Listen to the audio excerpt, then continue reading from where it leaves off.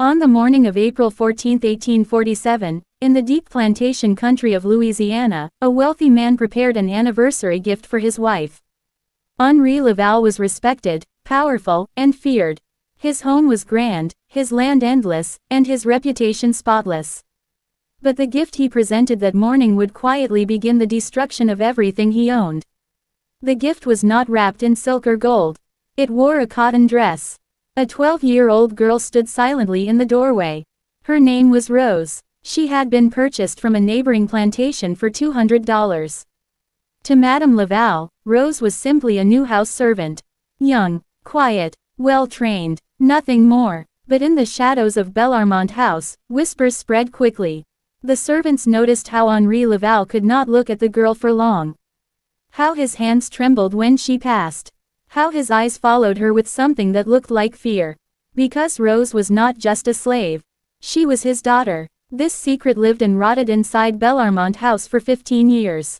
It poisoned every relationship. It twisted love into cruelty and protection into obsession. And when the truth finally surfaced, even a society built on cruelty was shocked by what it revealed. Before we continue this story of power, blood, and silence, take a moment to subscribe to this channel and turn on notifications so you never miss stories like this. And tell me in the comments where you are listening from, your city or your state. Now let us return to where this tragedy truly began. The story of Rose Laval began far from Louisiana, on a smaller plantation in Mississippi in the year 1835. Her mother was a woman named Dinah. She worked inside the Mercier household at a plantation called Belle Rive. Dinah was known for her needlework and her calm dignity. She moved quietly. She spoke little, but people noticed her. So did a young businessman named Henri Laval. Henri arrived in Mississippi in 1833. He was 28 years old and hungry for wealth. His family in New Orleans had been modest merchants. Respectable but unimportant. Henri wanted more. He understood that cotton was the future and that fortunes could be built quickly by men willing to take risks. The Mercier plantation became one of his most important business connections. Old Monsieur Mercier was a widower with no living sons. He welcomed Henri's ambition and energy. Henri stayed at Belle Rive for long periods during harvest seasons, handling contracts and shipments. It was during one of these long visits that Henri noticed Dinah. She was 23, born on the plantation, trained by her mother who had also been a skilled seamstress. Dinah could read, something rare and dangerous. Madame Mercier had secretly taught her letters years earlier. Henri found reasons to visit the sewing room. He asked about fabric orders, about household accounts. But the questions were excuses. The looks were not. What happened between them was never written down. No letters, no diaries. But later, people remembered seeing them together too often. They remembered how Dinah would lower her eyes. How Henri lingered too long. In that world, white men were never punished for taking enslaved women. Consent did not exist. Power was the only language spoken. By winter of 1834, Dinah knew she was pregnant. She told no one. Pregnancy for an enslaved woman was dangerous in ways beyond childbirth. If the father was white, it could bring punishment or worse. If it became public, it could threaten business relationships. Henri left Belle Rive in January 1835 and returned to New Orleans. Whether he knew about the child or not is unknown. What is known is that he never came back that spring. By August, Dinah gave birth in the slave quarters. Other women helped her. No doctor came. The baby was a girl. They named her Rose. From the beginning, Rose looked different. Lighter skin, sharp features, eyes that did not match her mother's. Anyone who knew Henri Laval would have recognized the resemblance. Old Monsieur Mercier understood immediately. He was not kind by modern standards, but he was practical. He knew that Henri Laval was becoming powerful. And he knew that exposing the truth would help no one. So he made a choice. Dinah and Rose would stay at Belle Rive. They would be treated better than most. And no one would speak of it. Rose grew up learning to sew, clean, and stay silent. Dinah taught her skills but also survival. How to disappear in plain sight. How not to attract attention. How to hide thoughts behind lowered eyes. Henri visited Belle Rive from time to time. He was married now, established in Louisiana. When he saw Rose playing or working beside her mother, something inside him tightened. He saw himself in her. He never spoke to her. Never acknowledged her. But the knowledge followed him home every time. By 1847, everything changed. Monsieur Mercier died. His nephew took control of the estate. He had no loyalty to Henri Laval and no interest in protecting old secrets. He began selling slaves and Rose was on the list. When Henri heard this, he panicked. He told himself he was saving her. Protecting her from being sold to strangers. Giving her a safer life. But that was not the whole truth. He bought Rose and brought her to Bellarmont House. And that decision would begin a nightmare that no one would escape. If this story gripped you, subscribe to the channel, share this video, and leave a comment below. Your support helps keep these hidden histories alive. Part 2 is coming, and what happens inside Bellarmont House is far darker than anyone expected. Part 2. The moment Celeste Laval looked into the girl's eyes, she knew. It was not suspicion. It was not jealousy. It was recognition. The kind that hits like a physical blow. The kind that rearranges every memory of a marriage in a single heartbeat. Those eyes were Henry's eyes. The same gray-green color. The same steady stare. The same quiet confidence hidden beneath obedience. Celeste had looked into those eyes across her breakfast table for 9 years. She had seen them in mirrors, in portraits, in candlelight. And now they were staring back at her from the face of a 12-year-old slave girl. In that instant, Celeste understood exactly what her husband had done. And she understood that this child was not just another house servant. She was proof. Celeste did not scream. She did not throw the crystal vase against the wall. She did not accuse Henri or demand answers. She did what women of her world were trained to do better than anything else. She smiled. A perfect smile. Calm, polite, controlled. Inside her chest, something cracked beyond repair. Rose curtsied and fled the room, her heart pounding. She did not know why the air felt sharp and heavy. She only knew that she had stepped into something dangerous. When the door closed behind her, silence filled the morning room. Henri took a bite of bread he could not taste. Celeste folded her napkin with slow precision. Outside the window, birds sang and the plantation moved on as if nothing had changed. Finally, Henri spoke. She is a good worker. The Mercier family spoke highly of her training. Celeste did not look at him. I am sure they did, she replied. Her voice was calm, but every word was sharpened like a blade. Henri shifted in his chair. He had rehearsed this moment in his mind, though never fully. He had imagined gratitude, polite approval, perhaps mild curiosity. He had not imagined this silence. You will find her useful, he continued. She is skilled with sewing and careful work. I thought she might assist you personally. Celeste turned to him then. Slowly. Her expression was unreadable. Tell me, Henri, she said, where exactly did you find her? Henri hesitated. Just a moment too long. From the Mercier estate in Mississippi, he said. Through a business intermediary. I see, Celeste replied. And her mother? She was not included in the sale. Of course not. Celeste stood and walked to the window. Her reflection stared back at her in the glass.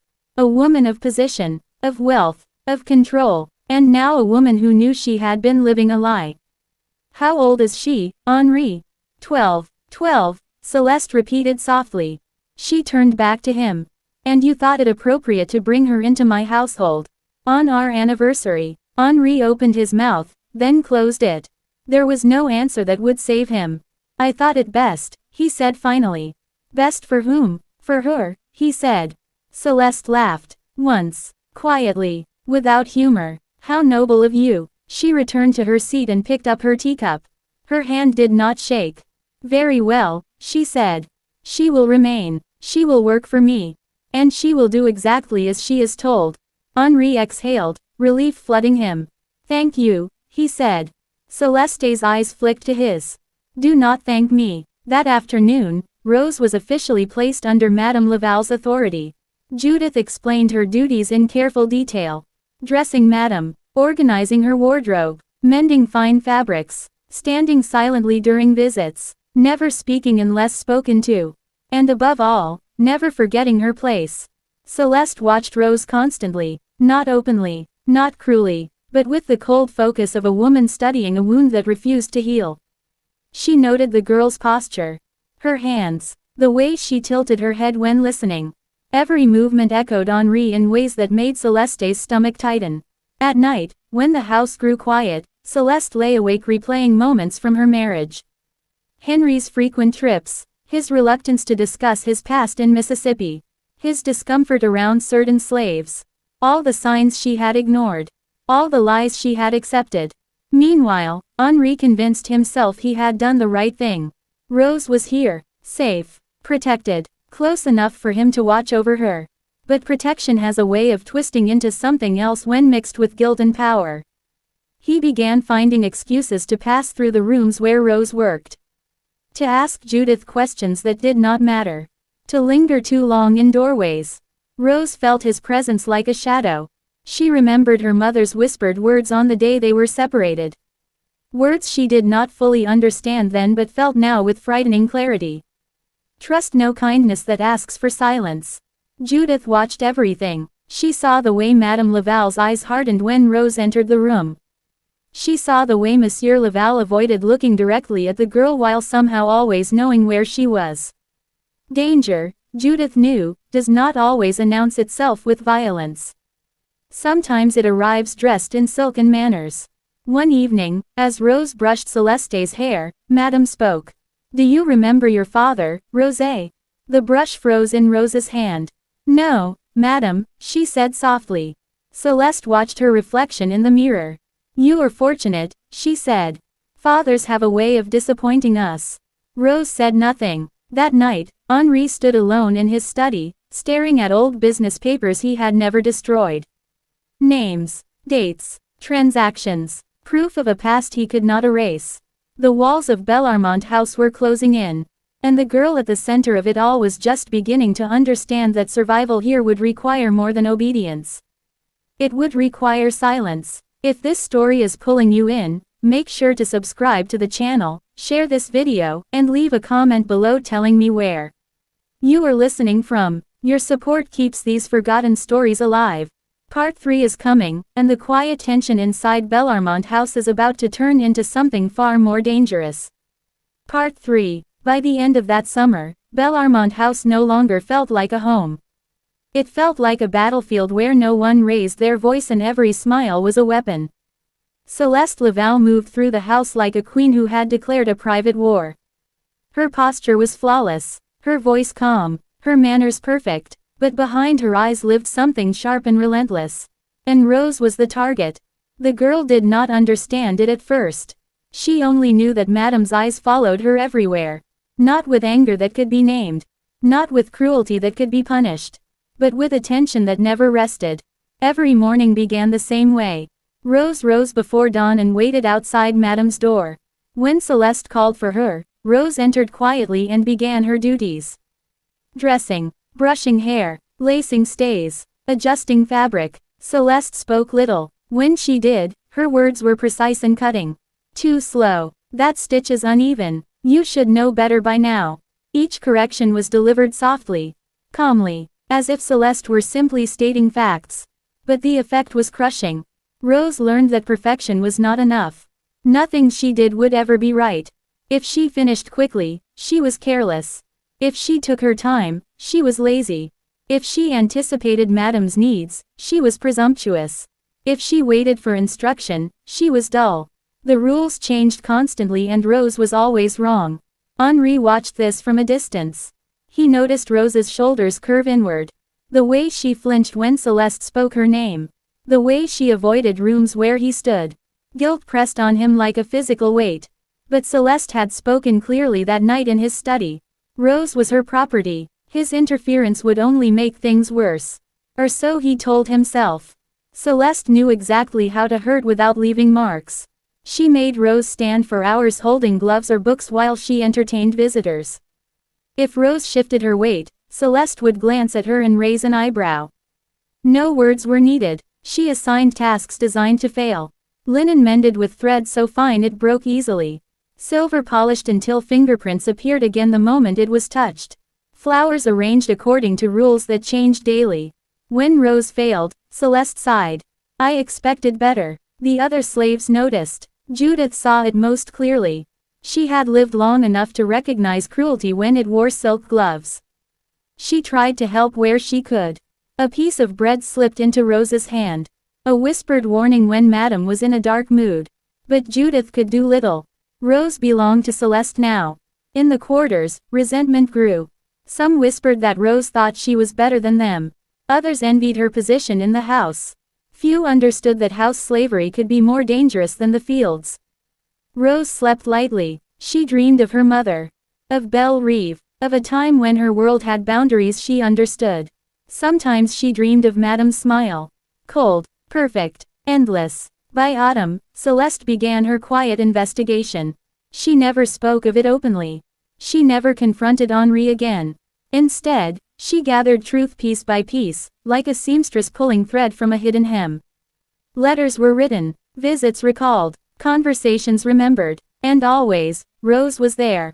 A living answer that could not be denied. The confirmation did not bring Celeste peace. It sharpened her rage. She had been humiliated, made a fool in her own home, forced to play hostess to her husband's sin. And she would not forget it. Years passed. Rose grew taller. Her child's softness faded. Her features sharpened. And with every change, the resemblance to Henri became stronger. Visitors noticed. What a striking girl. She favors the master, doesn't she? Celeste smiled when they said it. Yes. Isn't it unfortunate? Henri avoided social gatherings more often. He buried himself in work. He drank more. He told himself Rose was safe because she was alive. Because she was not sold. But safety is not the same as kindness. As Rose entered her late teens, Celeste's control tightened. Privacy vanished. Rose slept closer to Madame's rooms. She was summoned at all hours. She was never allowed to rest without permission. Mistakes were no longer corrected gently. They were remembered. You are careless, Celeste would say. Just like your kind. Rose never answered. She had learned that silence was her only shield. She understood now who Henri was to her. She saw it in mirrors. In glances. In the way Celeste spoke around it but never named it. Knowing brought no comfort. Her father could not protect her. Her mother was gone, and Madame hated her for a crime she had never committed. Rose survived by becoming smaller. Quieter. Less visible. Henri watched his daughter disappear in front of him and did nothing. Because to act would mean admitting the truth publicly. And public truth was the one thing he feared more than cruelty. By 1852, Bellarmont House had settled into its new shape. A place of order and elegance on the surface. A place of silent suffering beneath. Celeste had won control. Henri had lost his authority. And Rose had learned the most dangerous lesson of all. That survival sometimes means enduring what should never be endured. If this story is holding you, make sure to subscribe, share this video, and leave a comment below telling me where you are listening from. Your support keeps these forgotten histories alive. Part 4 is coming, and the quiet cruelty inside Bellarmont House is about to cross a line that cannot be undone. Part 4. By the time Rose turned 17, Bellarmont House had learned her silence. She moved through the halls without sound. She lowered her eyes before anyone asked. She anticipated commands before they were spoken. To the outside world, she appeared to be the perfect servant. Obedient, calm, grateful, but inside Rose lived in constant fear. Fear of Madame's moods. Fear of the master's glances. Fear of the future that pressed closer with every passing year. Because Rose was no longer a child. And that changed everything. In plantation society, a young enslaved woman was never simply a worker. Her body became part of her value.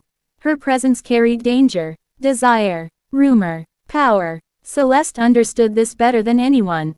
She began watching Rose not just as a reminder of betrayal, but as a threat. Men noticed Rose now. Overseers, guests, visiting planters. They looked too long, asked questions, smiled in ways that made Celeste's skin crawl. She would never allow Rose to become desirable in public. So she tightened control. Rose's clothing became plainer. Her hair was kept covered more often. She was no longer permitted to walk freely between buildings. Her duties were confined to Madame's private rooms. Isolation became another form of punishment. Henri noticed this too. He noticed how Rose no longer worked in shared spaces. How she was called away when visitors arrived. How Celeste kept her close but hidden. And still he did nothing. Guilt had hollowed him out. He told himself interference would only worsen things. That Celeste would calm in time. That Rose was safer here than anywhere else. These were lies he repeated until they sounded like truth. One winter evening in 1853, everything shifted. A dinner was being held for several neighboring planters and their wives. Rose was assigned to assist Madame directly.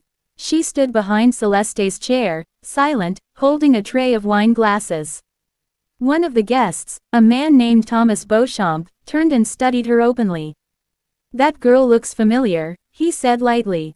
"Doesn't she favor you, Laval?" The table went still. Henry's face drained of color. Celeste smiled. "People say she does," she replied smoothly. "It is unfortunate how common features can be." Beauchamp laughed. "Still," he said, "if I didn't know better, I would think she was yours." Rose felt the room spin. Henri said nothing. Celeste's smile did not change. After the guests departed, Celeste dismissed the household staff early.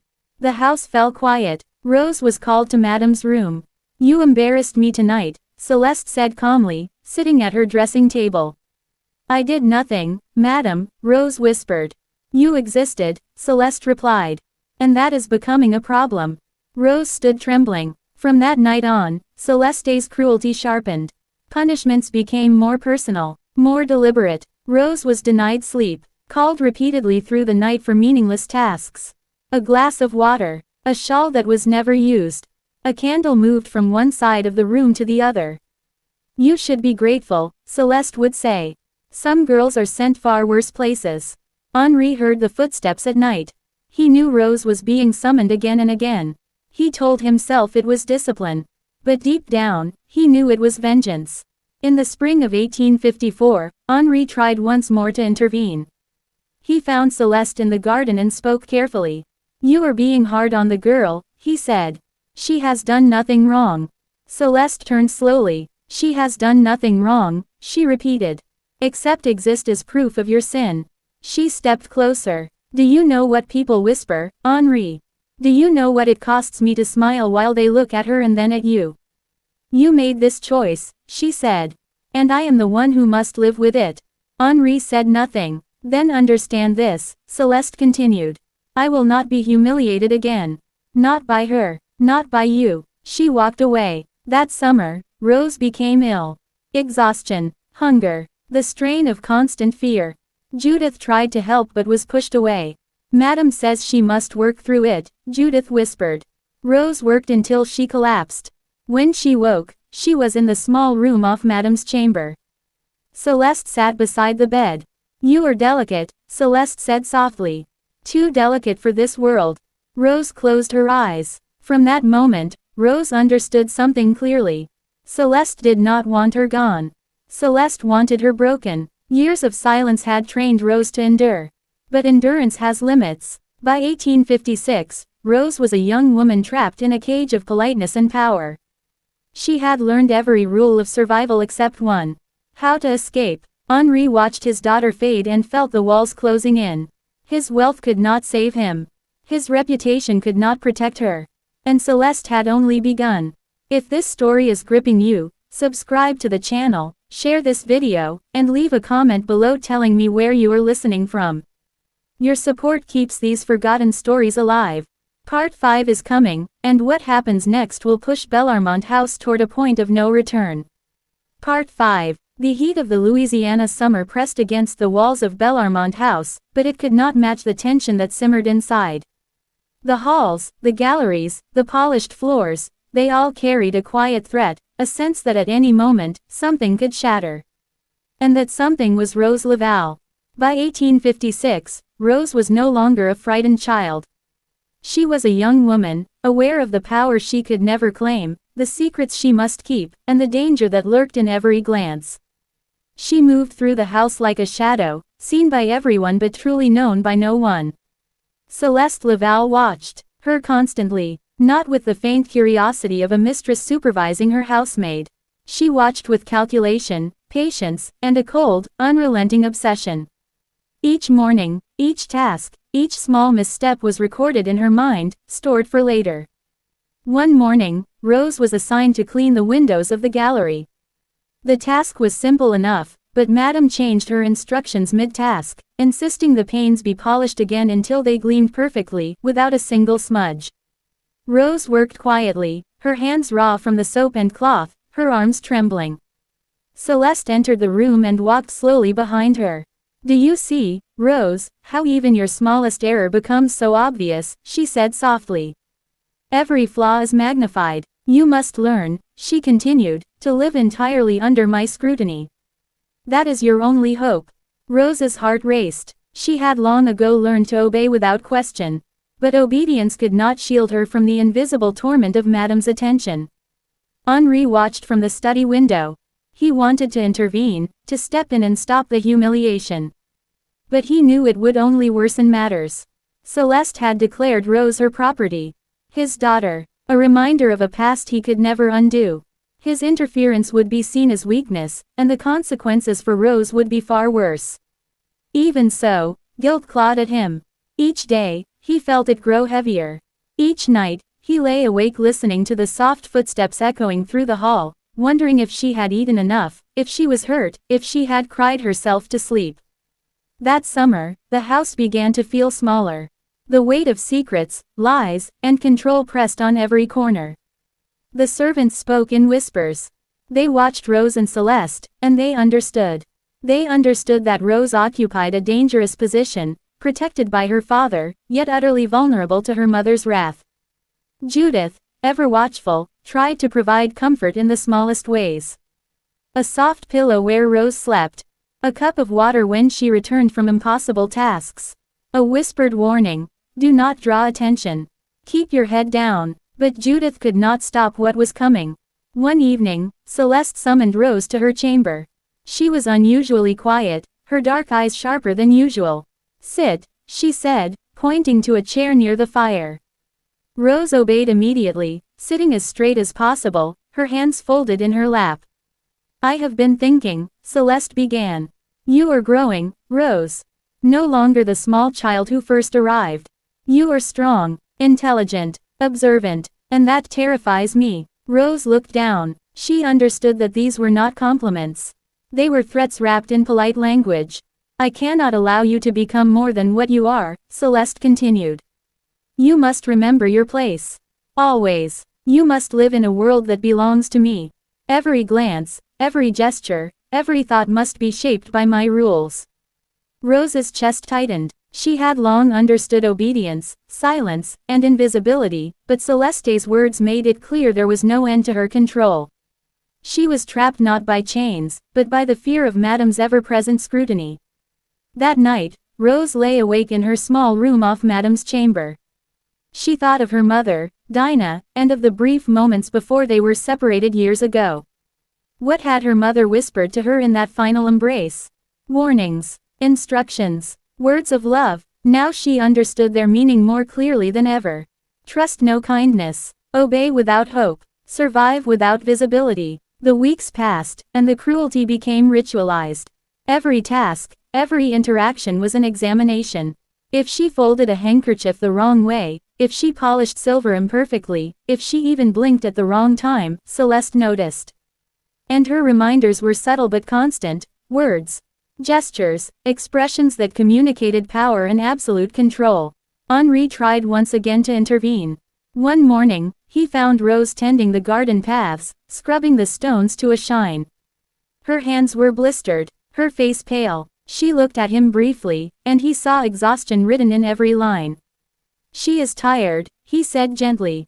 "Perhaps she should rest." Celeste's sharp voice cut through the garden like a whip. "She does not rest, Henri.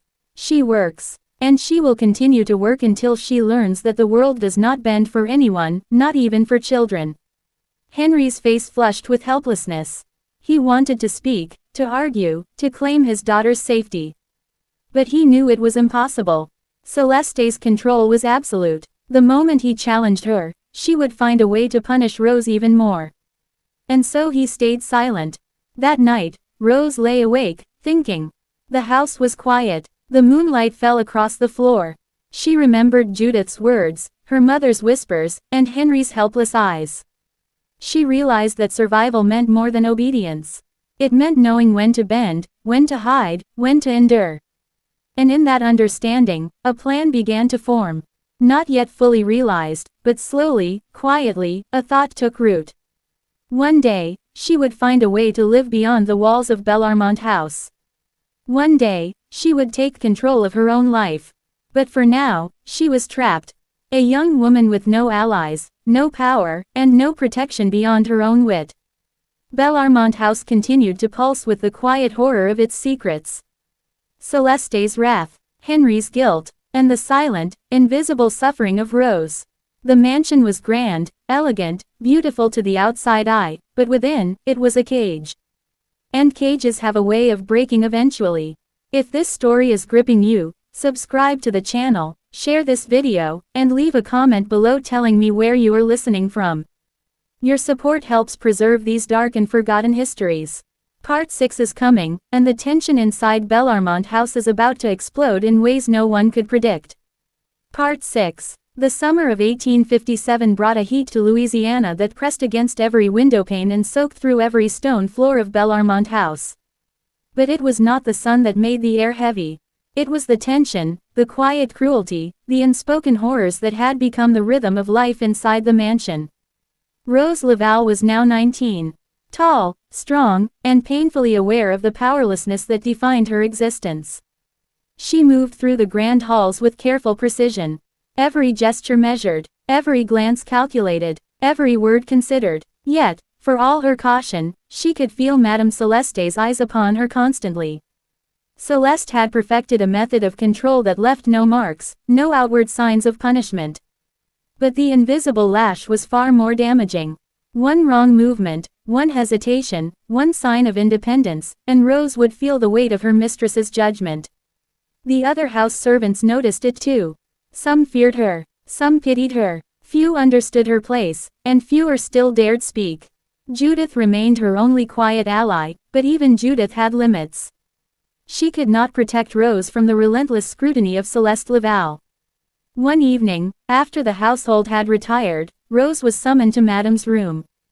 The curtains were drawn, the air cool with the scent of evening flowers brought from the garden. Celeste sat at her dressing table, her posture calm, her expression serene, her voice soft but sharp. "Sit," she commanded. Rose obeyed. Her knees ached from standing all day. Her hands were rough from constant labor. Yet she remained silent, bowing her head in the practiced submission that had kept her alive for so long. "You are growing," Celeste said, turning slightly to examine her. "Strong, observant, intelligent, too intelligent," she added, and Rose felt the words like a whip across her back. "Do you understand, Rose, what happens when one becomes too clever in my house?" Rose did not answer. She only nodded. The lesson was clear. Cleverness was a weapon, but in Bellarmont House, the weapon could be turned against you. Madame's power was absolute. It was a constant, living force that dictated every action, every thought, every breath. Henri Laval watched from the shadows of his own guilt. He noticed the subtle changes in Rose. The slight slump in her shoulders. The careful way she spoke. The way her eyes avoided his. Each observation tore at him, but he could do nothing. Celeste had declared her property. His silence, his inaction, had been demanded. Weeks later, a new danger emerged. The whispers of the plantation were growing. Guests noticed Rose's resemblance to Henri. Servants murmured in corners. The subtle tension in the house could no longer be contained. Celeste's eyes burned with fury. How dare anyone see the truth? How dare anyone notice what Henri had tried to hide? She began to escalate her control, creating new tasks designed to break Rose's spirit further. "Polish the silver," she instructed one morning. "Not the usual set, but the entire dining collection. Every piece. And make sure they are spotless by the time I return." Rose spent hours on the task, scrubbing, inspecting, repeating. Sweat ran down her brow. Her hands bled from the constant friction of cloth against metal. She was meticulous, yet Celeste returned and found a tiny smudge on a teaspoon. "Do you see this?" she whispered sharply. "Do you see how one tiny imperfection ruins everything? You are not careful enough. You never will be careful enough." Rose lowered her eyes, feeling the sting of shame and fear. The lesson was clear. Perfection was impossible, and failure, even minor, would always be punished, not with words alone, but with a relentless, quiet reminder of her position. Henri tried to intervene once more. He found Rose in the garden after a particularly grueling day, her hands cracked and raw. "Perhaps she should rest," he said softly. Celeste's voice rang out from the gallery. "She does not rest, Henri. She works. And she will continue until she understands the weight of her existence."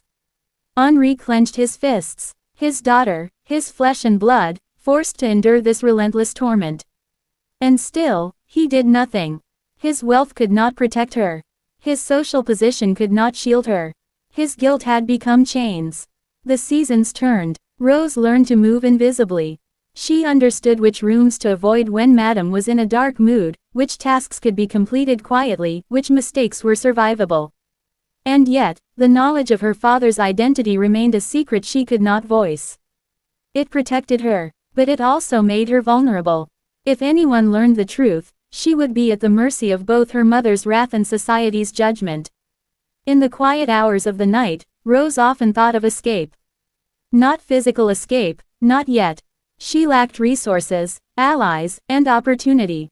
But she dreamed of freedom, of a life beyond the walls of Bellarmont House, a life where she could claim her own name, her own place, her own existence. One evening, Henri spoke to her in the study, quietly, behind closed doors. "I am sorry," he whispered. "For everything. I cannot protect you as I should. But know this, you are strong. One day, you will survive this." Rose nodded silently, understanding the bitter truth. Survival here required more than obedience. It required cunning, patience, and endurance. And even then, it was no guarantee. As Bellarmont House continued its quiet horrors, a storm was building. Celeste's control had become absolute. But obsession rarely rests. She would test Rose further, push boundaries, and force her into choices that no young woman should ever face. And Henri, paralyzed by guilt and fear, would remain a witness to it all. If you are drawn into this story, subscribe to the channel, share this video, and leave a comment below telling me where you are listening from. Your support keeps these dark, forgotten histories alive. Part 7 is coming next, and the hidden tensions inside Bellarmont House are about to ignite in ways that will leave no one untouched. Part 7. By the winter of 1858, Bellarmont House had become a place of quiet dread. Every corner of the mansion seemed to whisper secrets. Every shadow hinted at danger. Every glance from Madame Celeste Laval was a warning, a reminder that Rose's life was not her own. Rose was now 20 years old. She had grown into a striking young woman, her features delicate but unmistakably mirroring Henri Laval. Anyone with eyes could see the resemblance, and it was a truth that Henri could never openly acknowledge. Every day he watched her from the periphery, torn between guilt, helplessness, and an impossible longing to protect his daughter. Celeste, ever watchful, noticed everything. She had learned that fear alone could not dominate Rose. Obedience alone would not keep her under control. The girl's mind was sharp, her instincts keen. She saw patterns, understood moods, and anticipated consequences. Celeste began a new method of control. Psychological cruelty, manipulation, isolation. She would test Rose, push her limits, and ensure that her daughter of convenience remained completely dependent on her approval. One evening, after a long day of housework, Rose was summoned to Madame's private sitting room. The fire was low, casting flickering shadows on the walls. Celeste motioned for Rose to sit. "I have been thinking," she said softly, as though speaking to a child, but her eyes held a steel edge. "You are clever, far too clever for your own good." Rose remained silent. She had learned that silence was often the only shield that could protect her. "Cleverness," Celeste continued, "is a dangerous gift. It can be used against me, against your father, against yourself." She paused, letting the words sink in. Then she leaned forward, her voice dropping to a whisper. But cleverness can also be useful. If used correctly, it can earn favor, position, safety. Rose understood the meaning. This was a trap disguised as guidance. A subtle test. One wrong move, one glance, one hesitation, and Celeste would find a reason to punish her. The days became a careful balancing act. Rose performed her duties flawlessly, anticipating Celeste's moods, learning which behaviors would draw attention and which would be ignored. She moved like a shadow through the mansion, always present, never noticed. But the strain was growing. The weight of silence, of constant vigilance, of knowing that one misstep could bring disaster, was almost unbearable. Rose's nights were sleepless. Her days were endless. Every task was scrutinized, every word measured, every movement watched. Henri noticed the toll it was taking. He saw the dark circles under her eyes, the way she flinched at Madame's footsteps, the tremor in her hands when she carried a tray of silver. He wanted to intervene, to step in and stop Celeste's cruelty, but he could not. She had declared Rose her property, and his attempts to protect her had been rejected. One day, an unexpected event disrupted the fragile balance. A letter arrived from Mississippi. It was from a distant relative of the Mercier family. The letter mentioned old rumors, whispered long ago, about the circumstances of Rose's birth. It asked if Rose was still with the Laval family, remarking on her striking resemblance to her father. Celeste read the letter first. Her face was calm, but her mind raced. She realized that others were beginning to notice what she had long suspected herself. That Rose's resemblance to Henri was undeniable, that the truth could no longer be contained within the walls of Bellarmont House. That night, she called Rose into her room. The firelight flickered across the walls, shadows dancing like silent witnesses.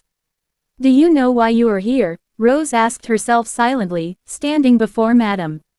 Celeste's eyes bore into her. "You are a reminder," she said softly, almost gently. "A reminder of a past that should never have existed, a truth that should have remained hidden." Rose's heart pounded. She had known this day might come. She had known that her resemblance to Henri could be discovered, that rumors could spread, that Madame's patience might break.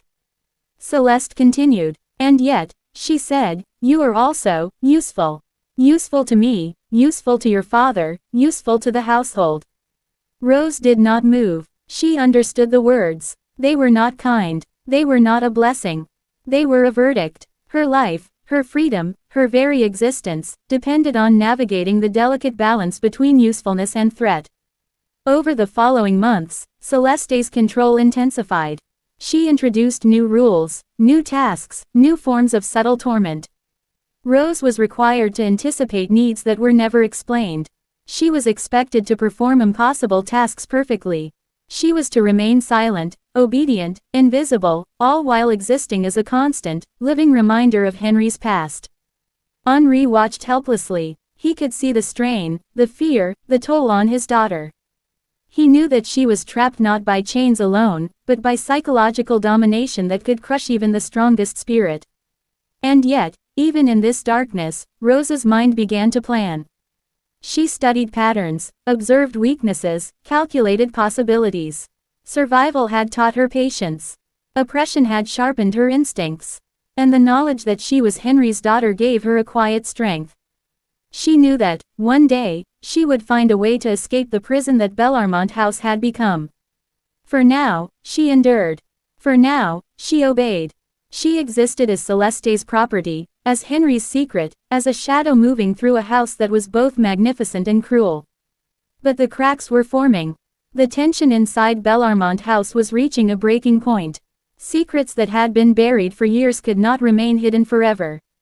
And when they surfaced, they would shake the household to its core.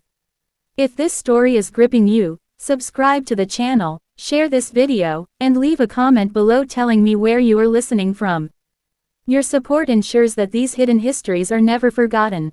Part 8 is coming next, and the events inside Bellarmont House are about to spiral into chaos, revealing truths that will change everything. If you want, I can immediately continue with Part 8, which will be the turning point where tension explodes into outright conflict, and Rose's survival is pushed to its limits. Do you want me to create it next? Part 8. The night the storm came, Bellarmont House felt alive with a terrible energy. Thunder rattled the windows and wind tore at the tall columns outside, but the real storm was inside. It had been building for years, invisible yet relentless, and now it could no longer be contained. Rose Laval moved quietly through the halls, her footsteps muted against the polished floors. At 21, she had learned every shadow, every creak, every hidden corner of the mansion. Survival had made her cautious, observant, and patient, but the tension inside the house was reaching a breaking point. Celeste Laval had grown more unpredictable, more cruel, more obsessed. She watched Rose constantly, searching for signs of defiance or thought that did not belong entirely to her. Every task became a test, every glance a trap. Rose had learned to obey, to bend without breaking, but the weight of her mother's vigilance was suffocating. Henri Laval, trapped between guilt and helplessness, watched from the study. He could see the strain on his daughter. He knew what Celeste's control had done to her. He knew how isolation, subtle cruelty, and constant surveillance had shaped her, had molded her into something invisible yet strong. And yet he could do nothing. She was declared Madame's property, and interference would only bring greater suffering. The storm outside grew fiercer. Lightning flashed through the tall windows of the gallery, illuminating Rose's pale, determined face as she worked on a task far beyond what a young woman should endure. Celeste entered the room quietly, her expression serene, her movements deliberate. "Do you know why storms are dangerous, Rose?" she asked softly. "Not the wind or the rain, not the lightning or the sound of thunder. No," she continued, "the danger comes from the unpredictability. The storm can be calm one moment, violent the next, and there is nothing you can do to control it." Rose nodded silently. She understood the lesson. The storm outside mirrored the storm inside the house, the storm in Celeste's mind, the storm in Henry's conscience. It was a reminder that life here was never safe, never stable, never certain. That night, the mansion was alive with whispers and tension. Servants moved like ghosts, avoiding Celeste's gaze. Rose worked quietly, knowing that even a small mistake could bring punishment. She had learned that survival required invisibility, endurance, and careful observation. But the storm also brought opportunity. In the flickering light and chaos of the night, Rose noticed cracks in Celeste's control. A misplaced candle, a misheard word, a brief hesitation. They were small, almost imperceptible, but they revealed a weakness in the mistress's otherwise absolute authority. For the first time, Rose allowed herself a thought: perhaps there was a way out. Perhaps survival did not have to mean submission forever. Perhaps she could find a path beyond the walls of Bellarmont House, beyond Celeste's power, beyond Henry's helpless guilt. The next morning, the aftermath of the storm left the mansion in disarray. Broken branches littered the grounds, and the servants moved quickly to restore order. Celeste, however, was not satisfied with mere physical chaos. She needed to reassert control, to remind Rose that nothing, no storm, no opportunity, no cleverness, could alter her dominance. "You must understand, Rose," Celeste said later that day, as she handed her a set of impossible tasks. "You may think the world is larger than this house. You may think there is a path to freedom. But you are wrong. There is only this house, only my control, only your obedience." Rose accepted the task silently, hiding the flicker of determination in her eyes. She had learned that open defiance would be crushed immediately. But patience, observation, and cleverness could be her allies. The storm had shown her that even the strongest control could falter, even the most absolute dominance could be challenged quietly, carefully. Henri continued to watch, powerless but aware. He saw his daughter's mind working, saw the subtle shifts in her behavior, saw the beginnings of a plan that might one day bring her freedom. And he wondered, with a weight that pressed on his chest, if he would ever live to see it. The tension in Bellarmont House was now palpable. Every room, every hallway, every glance carried the threat of discovery, the shadow of cruelty, and the unspoken knowledge of Henry's secret. The servants whispered about it, the house seemed to breathe with it, and Rose carried it in her heart like a hidden fire. She knew that the coming months would be critical. The storm had revealed both danger and opportunity. Celeste's obsession was growing, but so was Rose's resolve. The balance of power in the house was shifting, ever so slightly, and only time would reveal which way it would fall. As night fell again, Rose sat quietly in her small room, listening to the wind rattle the shutters. She thought of her mother, of Henri, of the years of hidden suffering and secret observation. And she began to form a plan. Not yet an escape, not yet a rebellion, but a strategy. One that would require patience, cunning, and courage beyond anything she had yet needed. For the first time in her life, Rose felt that she might survive not just through obedience but through action. That the storm inside Bellarmont House could be weathered, that the power of Madame Celeste could be subtly undermined, and that one day she might step out of the shadow of the mansion into her own life. And yet, danger loomed closer. Celeste's control was not yet broken. Henry's guilt was still chains. The house still breathed its quiet horrors. But Rose's mind had awakened, and in awakening, the invisible tide was beginning to turn. If you are captivated by this story, subscribe to the channel, share this video, and leave a comment below telling me where you are listening from. Your support keeps these hidden histories alive. Part 9 is next, where the tension inside Bellarmont House will explode in ways that no one could foresee, changing every life inside forever. If you want, I can immediately continue with Part 9, where the story reaches its climax and secrets are forced into the open. Do you want me to create Part 9 next? Part 9. The night Bellarmont House finally erupted was a night that would be remembered long after the winds had died and the storm outside had passed. The air inside the mansion had been thick with tension for years, each whispered word and cautious glance a spark waiting for the right moment to ignite. That moment had come. Rose Laval was 22 now. Her hands were scarred from years of relentless work, her back ached from long hours of standing and bending, and yet her mind had sharpened like steel. Every lesson in patience, every hour of forced obedience, every silent observation had taught her how to survive, how to think, how to plan. She had seen the cracks forming in Celeste's control for months. Subtle mistakes, fleeting glances, moments of distraction. Celeste was perfection in public, terror in private, but even she was human. Even she had vulnerabilities. And Rose had been waiting, watching, learning. It began quietly. A small mistake in the kitchen, a shattered tray, a spilled pot of boiling water. Normally, such incidents would have resulted in days of punishment for Rose, the kind that left no visible scars but carved deep grooves of fear into her spirit. But this time, something changed. Celeste's reaction was delayed, hesitant. She stepped forward, face pale, voice tight, as if she were struggling to maintain control over her own temper. The servants whispered among themselves, eyes darting between Rose and Madame, sensing the shift, feeling the tension that hung in the air like a storm cloud ready to break. Rose knew this was the opening she had been waiting for. She spoke carefully, quietly, but with a firmness she had never used before. "Madam, I apologize for the mistake. I will correct it immediately." Celeste stared at her, searching her face, trying to read the intention behind the words. But Rose had learned well. There was no challenge here, only obedience. And yet, in that obedience, in the way she held herself, there was a spark of something Celeste could not control. Something she could not own. It escalated quickly. One small error led to another. Another servant failed at a task. A letter from Mississippi arrived, mentioning Rose again, the whispers of her lineage spreading beyond the walls of the house. Celeste's obsession flared into paranoia. She began to patrol the halls, questioning, inspecting, testing, and punishing with a meticulous cruelty that left everyone on edge. Henri watched from his study, his heart heavy.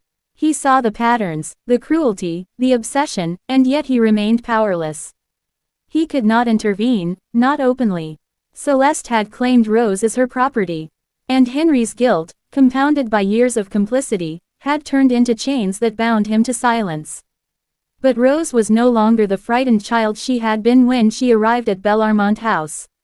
She had learned to read moods, anticipate actions, and navigate danger with precision. And now, as the house descended into chaos, she began to act. The first step was subtle. A misplaced object here, a carefully timed pause there. Nothing overt, nothing that could be traced directly to her, but enough to create unease. Celeste, already on edge, began to unravel, her control slipping with every small disruption. Then came the confrontation. It was late at night, the house silent except for the wind rattling the windows. Rose found herself in Celeste's room, summoned for some impossible task, and instead of trembling or bowing her head, she looked directly into Madame's eyes. "Madame," she said quietly, "I have served you faithfully for many years. I have done everything you asked. I have learned, I have observed, I have endured." Celeste's eyes narrowed, her lips pressed into a thin line. And yet Rose continued, "I am your property, yes. But I am also Henry's daughter. And you cannot erase what I am.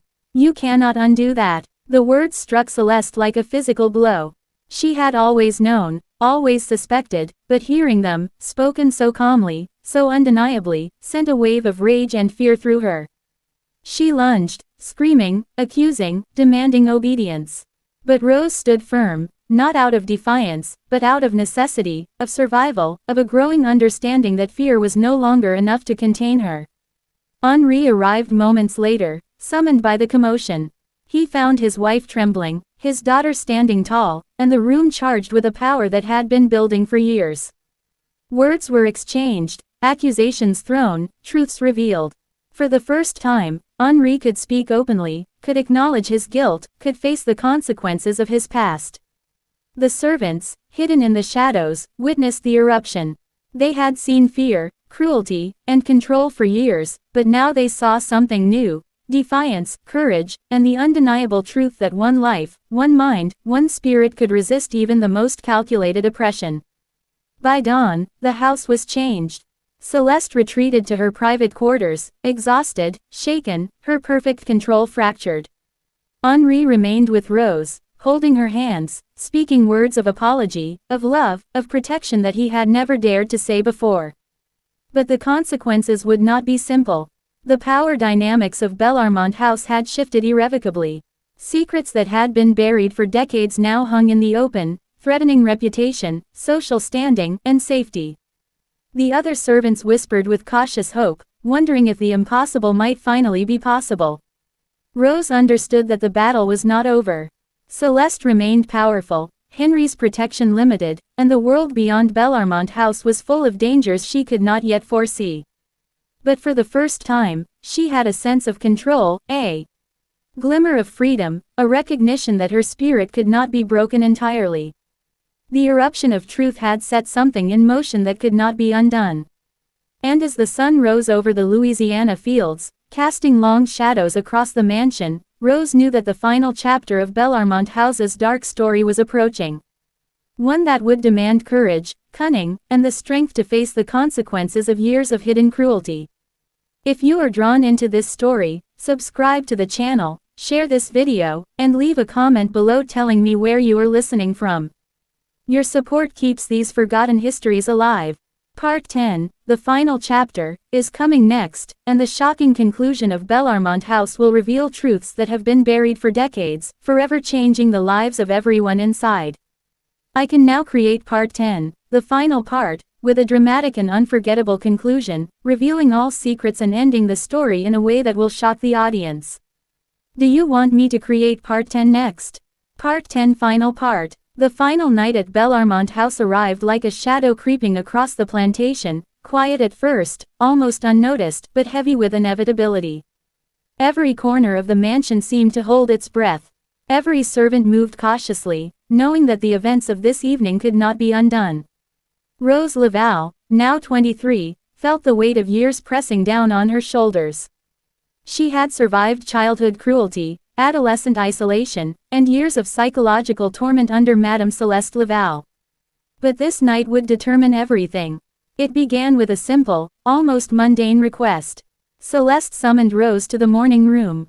The windows were open to the cool Louisiana night, the wind stirring the curtains in restless patterns. Candles flickered, casting dancing shadows across the polished floors. Rose entered quietly, keeping her head down, every muscle taut with anticipation. Celeste stood near the window, her posture rigid, her face pale. There was something different in her eyes tonight. Not the usual cold precision, but a flicker of fear, uncertainty, a recognition that the balance of power had shifted. Rose approached and bowed her head. "Yes, madam." Celeste spoke slowly, deliberately. "Sit." And then she paused, searching Rose's expression, testing her. She had ruled Bellarmont House for years through fear and control. But now, that control was fragile, brittle as thin ice over deep water. For the first time, Rose looked directly at Madame. She spoke clearly, carefully, but with a firmness that could not be ignored. "Madame, the years of silence, of obedience, have not erased the truth. I am your husband's daughter. You know it, I know it, and the house knows it." Celeste's hands trembled slightly as she pressed them to the edge of the table. Her voice was sharp, almost a hiss. "You dare speak of this? You dare remind me of what I have endured in silence, of what I have controlled?" "I dare," Rose replied. "I have survived everything you have thrown at me, everything you have tried to use to destroy me. I am still here, I am still standing, and I will not be invisible any longer." For a long moment, the room was silent. Even the wind seemed to pause. Henri Laval, who had been watching quietly from the shadows, stepped forward. His face was drawn, lined with guilt and exhaustion. "Rose is my daughter," he said, finally, the words breaking free after so many years of silence. "Her mother was a good woman, unjustly wronged. And I have failed her for too long." Celeste's face turned ashen. "How dare you?" she spat. "How dare you speak of my house, my rules, my authority?" Henri ignored her, his eyes fixed on Rose. "We cannot undo the past, but we can choose what comes next. Rose, your life belongs to no one but yourself. Not to me, not to her, not to anyone who has tried to control you." Celeste laughed then, a bitter, hollow sound that echoed through the room. "You think this changes anything? You think truth can protect her? The world is cruel, and you are nothing. You are property. You are..." Her voice broke as Rose interrupted her. "No, I am no one's property. I am Henry's daughter, yes. But I am not yours to command, not yours to torment. Your cruelty ends tonight." And with those words, Rose acted. She had spent years observing, learning, waiting. She moved with precision, gathering evidence of Celeste's abuses, gathering the support of the house staff who had long suffered in silence. The servants, emboldened by Rose's courage, stepped forward, speaking of the small cruelties, the impossible tasks, the constant fear. Celeste tried to assert control, tried to command obedience, but the power she had wielded for over a decade crumbled in an instant. Henry's acknowledgement of Rose, combined with the testimony of the staff, created a force that she could not withstand. For the first time, the illusion of absolute authority dissolved. Hours passed like a storm, voices raised, accusations made, secrets exposed. Rose's childhood, her mother Dinah's sacrifices, Henry's failures, and Celeste's obsession were all laid bare. The walls of Bellarmont House, which had held generations of secrets, seemed to tremble under the weight of truth. By dawn, the household had changed forever. Celeste was defeated, her power broken, her reputation in tatters. Henri, though burdened by guilt, felt a fragile sense of relief. Rose, though exhausted, felt a strength she had never known. She had endured cruelty, isolation, and secrecy, and she had emerged alive, unbroken, and finally in control of her own life. The plantation staff, who had witnessed her courage, began to whisper of new possibilities. For the first time in years, they spoke openly, freely, without fear of reprisal. The air in Bellarmont House, once heavy with oppression, now carried a fragile sense of liberation. Henri approached Rose as the first light of morning spilled through the windows. His voice was soft, filled with emotion. "You have changed everything. You have survived. You are more than I ever dared hope." Rose met his gaze, her own steady, clear. "I survived because I had to," she said simply. "I survived because I knew the truth. And now, I will live it." That day marked the end of one chapter and the beginning of another. The horrors of Bellarmont House, the cruelty of secrecy, the power of fear, and the destruction caused by lies were finally confronted. Rose, once a silent observer, became a force of courage and clarity. Henri learned the limits of protection and the consequences of silence. Celeste Laval faded into history as a cautionary tale of obsession, cruelty, and the collapse of control when confronted by truth. The story of Bellarmont House, of Rose Laval, of Dinah and Henri, reminds us that hidden truths cannot remain buried forever. That courage, patience, and intelligence can withstand years of cruelty. That the human spirit, even when enslaved, silenced, or oppressed, can rise against tyranny and demand freedom. If you have followed Rose's journey through every dark corner of Bellarmont House, you understand the weight of history and the power of truth. Please subscribe to the channel, share this video, and leave a comment below telling me where you are listening from. Your support ensures that stories like Rose's, hidden for generations, are never forgotten. The tale ends here, but the lessons remain. Every shadow hides a story. Every silence carries a secret. And every life, no matter how constrained or oppressed, holds the potential to rise, resist, and reclaim its destiny.